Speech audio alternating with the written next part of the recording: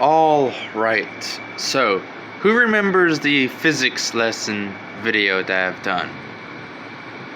I do, because I'm the one that posted it, basically. Where I basically flicked the blanket. Well, this is the engine that I was talking about. Must remind you, I'm not the one that invented it. I'm not the one that designed it. But, I am going to be the one that, tries to create his own variants. Like how there's several variants of gas guzzling engines.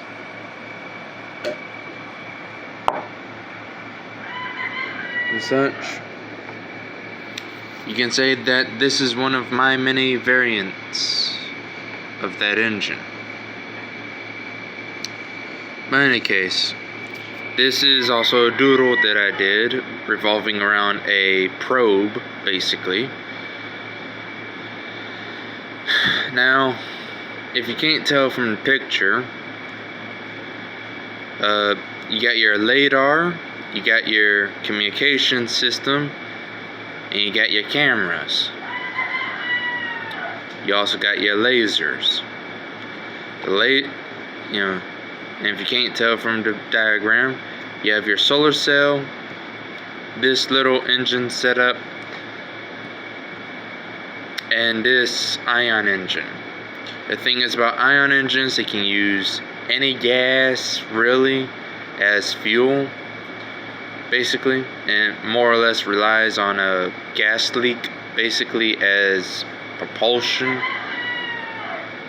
This uses that scenario that I showed y'all in one of my YouTube videos, which took too long to explain, but that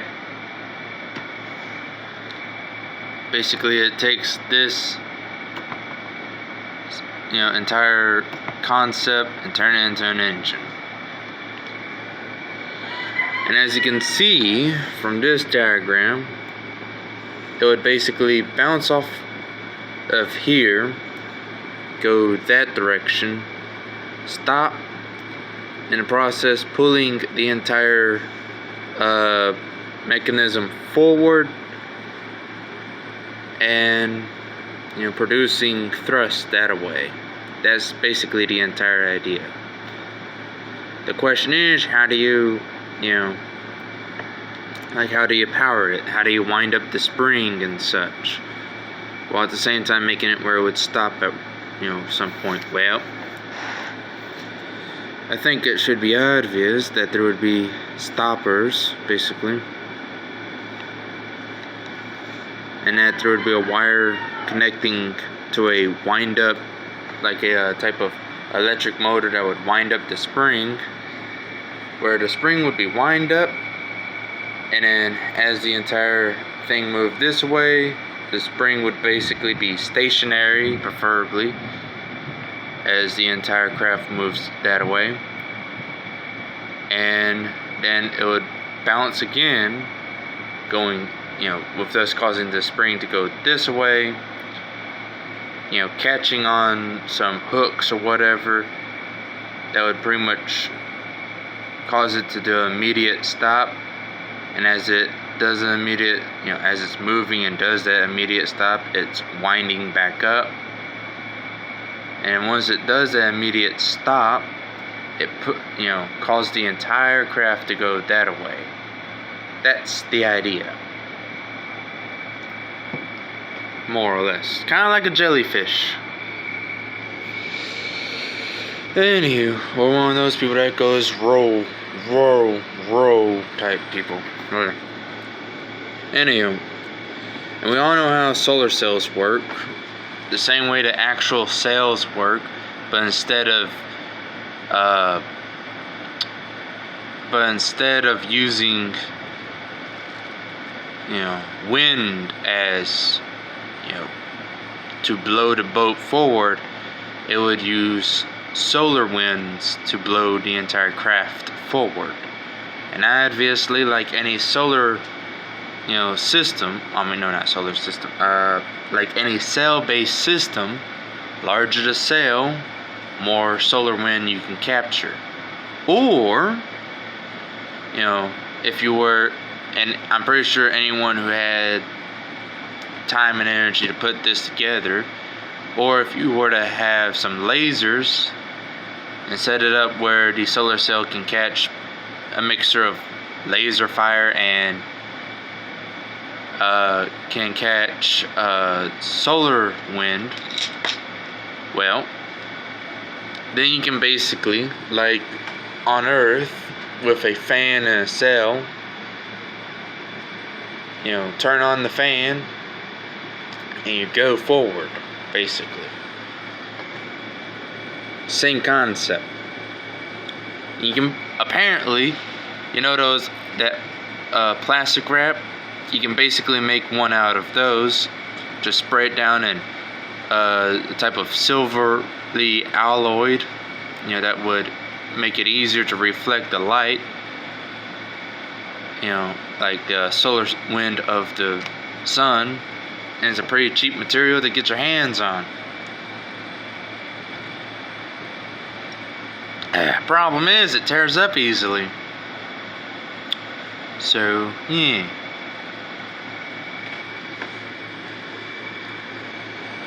Let's see here. So, now the question is, why use these three? Well, ion engines, like it or not, are practically a more of a like no matter how you look at it, each one of these engines is a coasting based type engine. Alright? You only turn them on if you want to coax.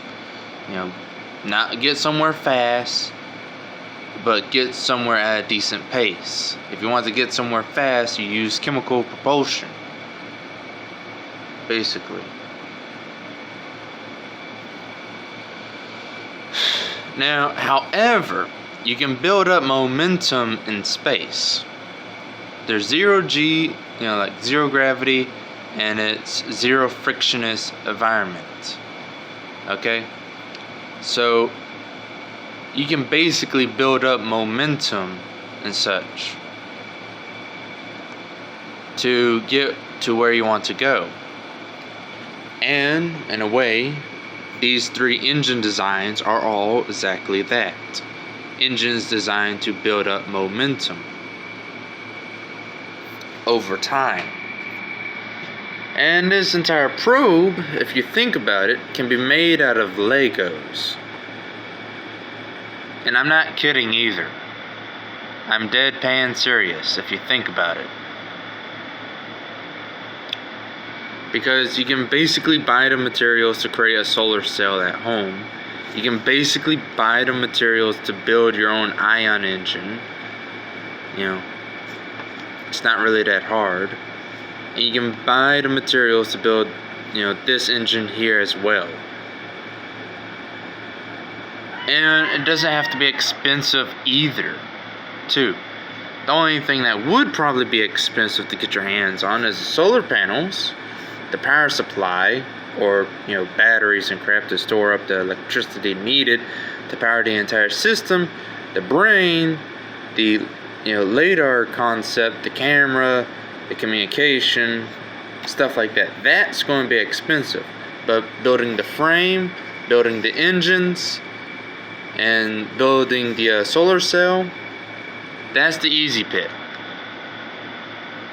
The expensive bit would be getting your hands on a computer chip to act like the brain, the communication system, the LiDAR, the cameras, and stuff like that. That's the hard bit. And air, you can basically pull it straight from the atmosphere. So, basically you can buy a large empty gas container, or hell, get your hands on Coke, an empty Coke bottle, add a pump of some sort here, and a bike entire thing here, fill it up with gas, and set it up where the pump would just simply create a gas leak, basically. Add a electrical